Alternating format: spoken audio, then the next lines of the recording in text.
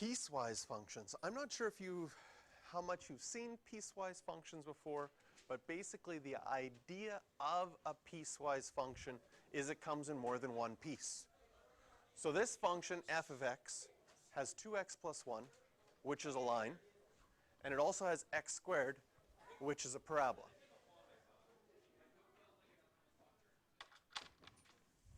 Now if you were graphing both of those on the same graph, it wouldn't be too bad. Here we have a graph. I'm going to graph 2x plus 1 in green. That has a y-intercept of 1 and a slope of 2. So you could go up 2 and over 1. And right now I'm just going to graph it with a dotted line.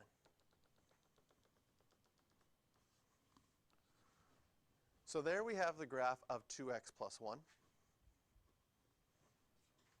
And in blue, I'm going to graph x squared, and that's a parabola, and has a vertex at 0, 0, over 1, up 1, over 1, up 3. Same thing on the other side. And I'll draw that one as a dotted line. Now, a couple things about functions. You might remember that something is a function if it passes a vertical line test, meaning that if you drew a vertical line and you took that vertical line and went across, can you see on the blue graph that that vertical line only hits the blue graph at one point no matter where I move it? Same thing with the green graph. If I move it across, it hits it only once. So both the green graph and the blue graph are functions. But if we put them together at the same time, then we have a problem, because if I put it right here, it's hitting both the green graph and the blue graph, and that would mean that together this wouldn't be a single function. The way that a piecewise function works,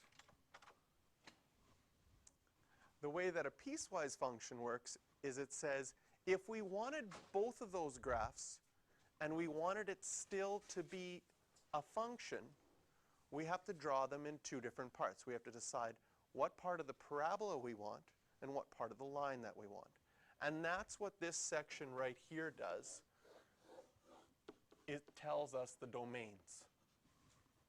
So now what I'm going to do is right beside this, I'm going to graph it again, but I'm only going to graph the part of the graph that the function wants. I'll still use the same colors so that we can see it better, and I'll use my first set of graphs to help me with it. So in this piecewise function, it's saying we're going to graph 2x plus 1, which is that line, but only when x is bigger than or equal to 1. So on my first graph here, can you see that that would include just this section of that line? Because it would start at this point right here, which is 1, 3. It would still have a slope of 2 up 2 over 1, but it would only have that part of our graph. For the blue graph, for the parabola, we only want the part of the parabola when x is less than 1. So if I'm looking at this whole parabola, can you see that it's only this section when x is less than 1? What we're going to do is, again, we're going to label the point where things change. So I labeled 1, 3 because that's where my line started. I'm going to label 1, 1 because that's where my parabola started. But this time, I'm going to label that point with an open circle. And I have my parabola going through there and continuing after. Why do you think I used an open circle? Yeah, in the green one we have the point included, right? Because there's an equal sign with that one. But in the blue graph, it's not included because it's just when x is less than 1.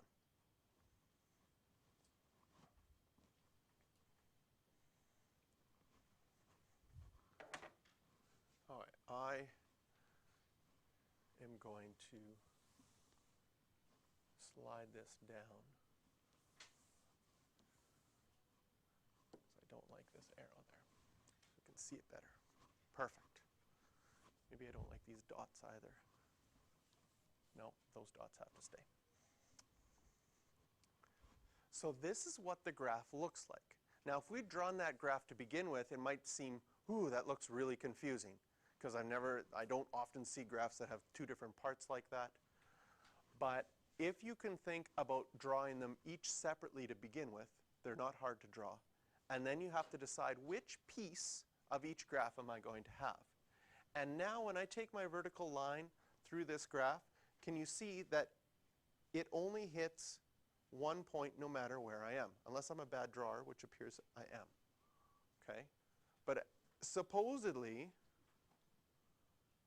if we rotate it just there, we've got a new perfect, wait for it. There, that vertical line, which is a perfect vertical line. We have to use our imaginations a little bit. Oh, that's not what I wanted to do. There we go. Now we are moving this vertical line through, and look at how perfect it is. It hits only 1 point, and when it gets to 1, it technically is still only hitting 1 point, because it's only hitting 1, 3. It's not hitting 1, 1. And no matter where I move this graph, it's still, this vertical line, it still hits the function only once. So this is a function, and because it's in two pieces, we call it a piecewise function. Okay? Why do we have piecewise functions? Well, it's going to help us figure out limits if we look at specific limits. There's left-hand limits and right-hand limits. So in this first one, we're going to find the left-hand limit of this function. The way that we show a left-hand limit is with that little -1 there. That little, well, no, it's not a -1, a little negative sign sort of in the exponent. This means the limit as x approaches 1 from the left side, from the negative side of 1, if there was such a thing. When we do right-hand limits, there's going to be a plus sign there. So if we approach 1 from the left side, what is this limit going to equal? So limit as x approaches 1 from the left side of the function f of x that we had before. So we're going to figure this out by looking at our graph. If we look at our graph, the one where we put things together, and I was approaching 1 from the left side and getting closer and closer to x equals 1 from the left side. So here's a point. I'm very far away from 1. I'm getting closer and closer and closer and closer and closer and closer and closer to 1. What is the y value that that's equal to? It's getting really close to the point 1, 1. So as x approaches 1 from the left, the y value is getting close to 1. So we would write the left-hand limit of this is equal to 1. As far as our equations go, if we're coming from the left, can you see that we were on our blue graph the whole time? And so if you plugged in 1 into the blue graph, you would have gotten 1, because 1 squared is 1. Now when we look at the right-hand limit, now we're wanting to approach this from the right side. So we show that right-hand limit with a little plus sign there. And if we go back to our graph and now think, I'm going to start from the right side and get closer and closer and closer and closer and closer to 1, what is my y value going to be closer to? What is it going to equal? It's going to equal 3. And this time, since we were coming from the right, we were looking at that piece of the graph.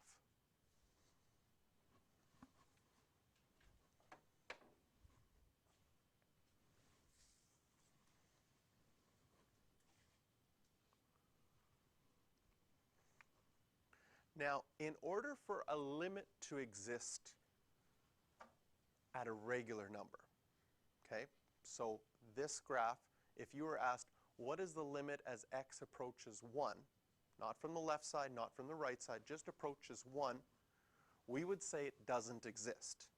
Because in order for a limit to exist at a certain number, the right-hand limit and the left-hand limit have to be the same. So in our graph, if we go back to our picture, as I approach 1 from this way or from this way, can you see that I get two different values? As I approach it from the left, it gets close to 1, but as I approach it from the right, it gets close to 3. So in this case, we would say that the limit does not exist. How do we show that mathematically? Here, if the left-hand limit here does not equal the right-hand limit, then we say the limit does not exist. But if the left-hand limit equals the right-hand limit, then that would be the limit of the function at that point. And we saw that the other day when we had a line with a hole in it. Because as you came to the hole from one side or from the other side, you approached the same value. And so for that example, the limit existed. But for some examples, as you go from the left or from the right, it doesn't.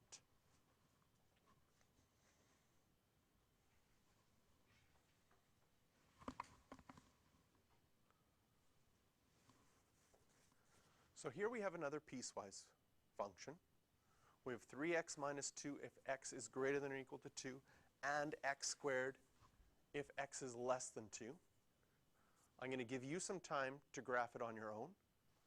Then I'm going to give you some time to calculate the left-hand limit and the right-hand limit and find out whether or not this does have a limit as x approaches 2. All right, let's see how you did. First of all, let's graph.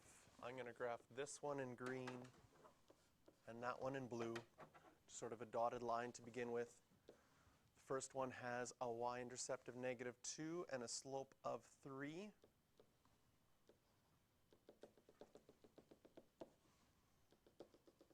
So that would be the green graph.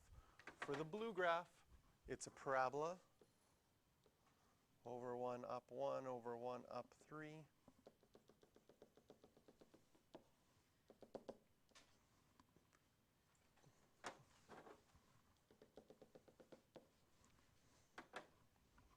So there we have our two graphs kind of drawn on the same grid. Now, if I was going to put them together and decide which pieces I was going to use from each graph, well, I'm going to use the line only if x is bigger than or equal to 2. So if we plug that point in here, I would get 2, 4. When x is 2, y would be 4. 1, 2, 1, 2, 3, 4. And that would be a filled in circle because it says x is bigger than or equal to 2. And for x squared, that's going to be when x is less than 2. Sure enough, when I plug in 2 for x squared, that also gives me 2, 4. On my graph, that would have been an open circle.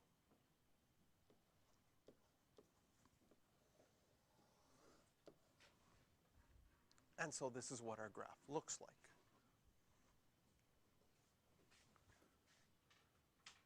So now if we're figuring out the limit as x approaches 2 from the left side, can you see that that would be on our blue graph?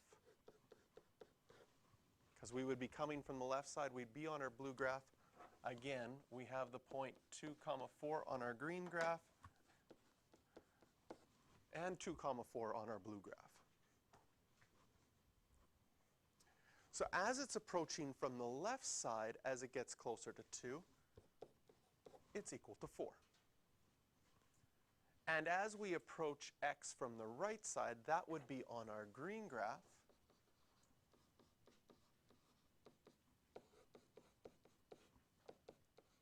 It's also equal to 4. And since we're approaching the same value from the left side and the right side, we would say that the limit exists.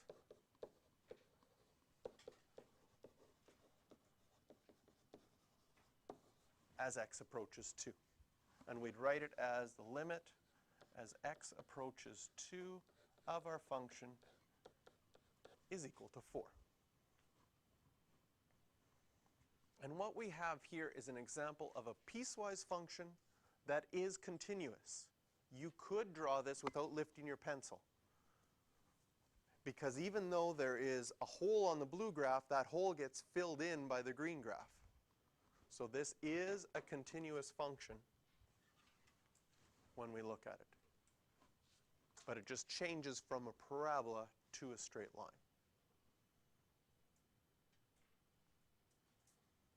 So where do we see things like these kind of piecewise functions happen in real life models? Well, it might be something that a company has a certain amount that it charges up until a certain point, and then it gives a new price point and a new equation if you bought more.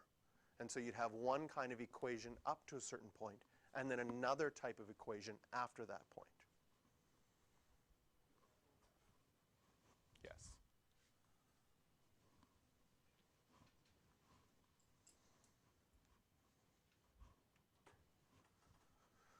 So if I wanted to solve this without graphing, I would say to myself, as I'm coming from the left-hand side, that's when x is less than 2, that would use the x cubed minus 1 equation. So if I plugged in 2 into that equation, 2 cubed minus 1 would be 7. And as I approach 2 from the right side, that would be when x was bigger than or equal to 2. That would be my first equation. If I plug 2 into that equation, 5x plus 5, I'm going to get 15. And since the left side limit and the right side limit are not the same, it doesn't exist. If we want to have a quick look at what this graph would look like,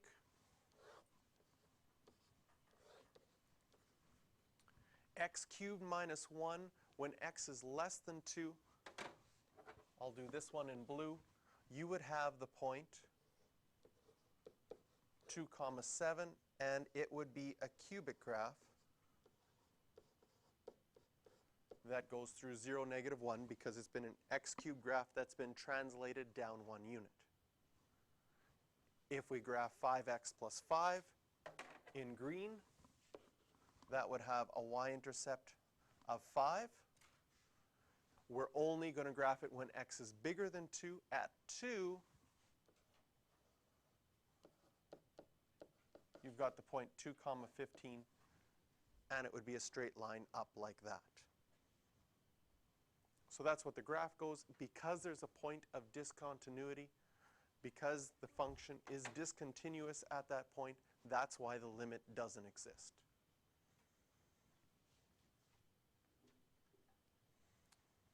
Pattern question here. Can you notice that the values are going, just adding a 2 each time? And if you kept that pattern going all the way through, it would converge on a value. Some people say it gets closer to 0.3, and then we got 0.23, but it's actually 2 repeated. And do you know that 2 repeated as a fraction is equal to 2/9? Yes? Now you do?